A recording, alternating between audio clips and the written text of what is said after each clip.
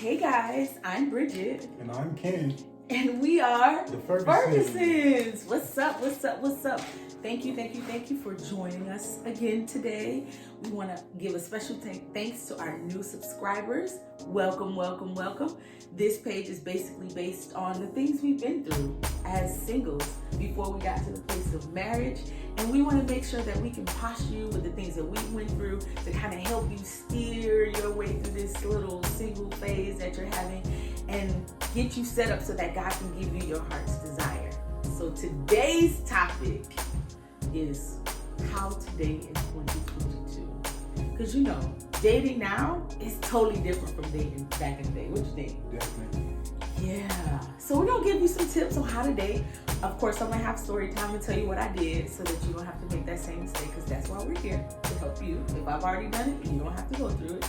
And then we'll close out. So, first thing is first, date. Like, literally date people. The reason why I'm saying that is because I'm the girl I'm the relationship girl, right? And a quick story time, we'll start the story time now. My dating experience kind of went like this. Hey girl, you cute, you wanna go on a date? Sure. And then 2 weeks later, we go together. Don't do that. Please don't commit. Don't do that. Date multiple people. We said in our previous video, dating is for collecting data. So how are you gonna collect data if you go together after week 2?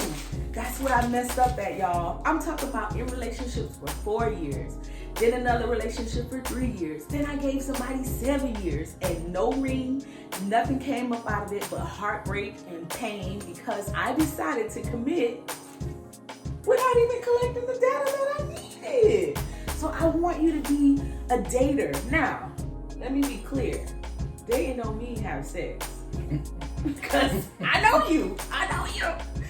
And once you start liking somebody, you want to give more of yourself. I'm not saying, what I'm saying is be intentional about your dating process. Date with purpose. Don't date just for dinner or just for company. You have to date with purpose. And I want you to always be clear about what you're doing. So if you're dating multiple people, let them know, hey, I'm dating. I'm, checking things out. Nothing serious right now until I figure it out. Be transparent in your dating. But please, guys, don't be like me. Don't get wiped up without a ring and a commitment before you even met the parents. I did it, and I don't want you to do it. Well, I'll say this, and I've learned this on my journey, and I too have made those mistakes where, you begin to date someone and it becomes something long term. Mm-hmm. And I believe we do it sometimes because, we're there, we're vulnerable, anxious. And because we're anxious and we see something that's happening or that feels good at first. Mm-hmm. But listen, you got to train yourself to not saying that you won't open your emotions, but to kind of be in control of your emotions. Yes. And most of all, examine people, examine things, examine someone's fruit. Make sure that who they're saying that they are this person. Because I think a lot of times, and especially in those early phases, you'll have narcissistic people in the beginning that will love bomb you and know and recognize your vulnerabilities. And basically, like, their heart and their agenda or motive is not to love you and to build a family and to build something. It's for them to get something or to have the advantage of something. So you have to really analyze and assess who people are in that dating process. Like, you got to examine them. And I know we hear about be celibate, but listen, that's a powerful thing, because if I can put aside my sexual needs, now I can focus on examining you. Because if I just opening myself up sexually, now I've created a bond, a strong, but like sex is a bond. And I think oftentimes we take it out of context. And listen, I used to be the first one back in the days, like, no sex? No. But I matured and grew, and I realized, like, sex is a bond. Listen, celibacy will have your phone dry, okay? Dry, but your heart will be protected. I'm telling you, when I decided, this was after the 7-year relationship, that I wasn't giving myself like that, because I would give, and then you don't get anything in return. So when I decided to be celibate, of course there were some slip-ups, but most people, they'll think, like we said in our previous videos, they'll think they can handle it, and then they'll get 2-3 months down the line and like, yeah, no, I can't handle this. Or they think you're just talking, and then they love bomb you, and now you're like, you know what? He does like me. He wants everything I want, and that's because you told him those things ahead of time. Stop telling people and listen. You hear so much more. You learn so much more when you just shh and listen. Everything people are saying or thinking or how they feel comes from here, and it comes out their mouth. If you just pay attention, I promise you, you'll hear and know everything you needed to know. But celibacy, it's no joke, but it gets you to the right one. Nobody, I would say nobody really honored it. Now they'll say, oh man, I commend you for that, but I can't do it. But nobody really hung in there and honored it except my husband. And that's how I knew. That's how I knew he was my husband, because nobody honored it. On top of some other things why I knew. But you have to stay the course. You got to date with purpose. And I will say this, do not get committed to anybody until God gives you the okay. Period. Because you can date and you can be like, okay, well, I like this and I need that and he's all of that. And it could appear that way, but if you don't get the okay from God, please keep dating. Continue the dating process until God says this is the one.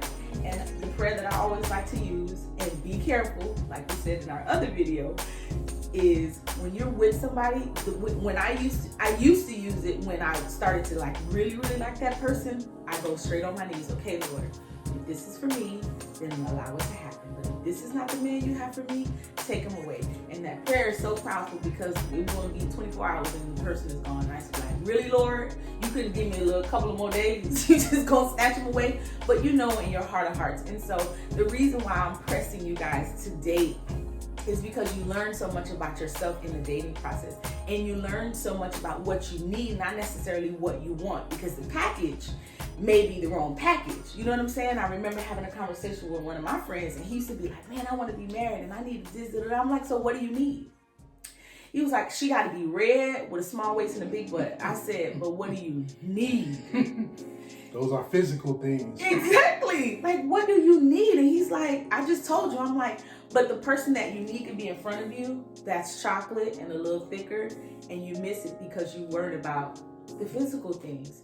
And another thing, because I used to event plan, weddings are my favorite, I would always ask the couple, maybe the oldest couple in the room, hey, what made you marry your husband? And they would always say, you know, he wasn't my type. He's never your type. They're never your type, but they're exactly what you need. And they always said, I would never trade it for anything because my type wasn't right for me. So you can date your type all you want. I'm not saying not to date your type. I'm saying go out, date your type, and collect the data and see if that's for you. Because most of the time, it's not going to be your type.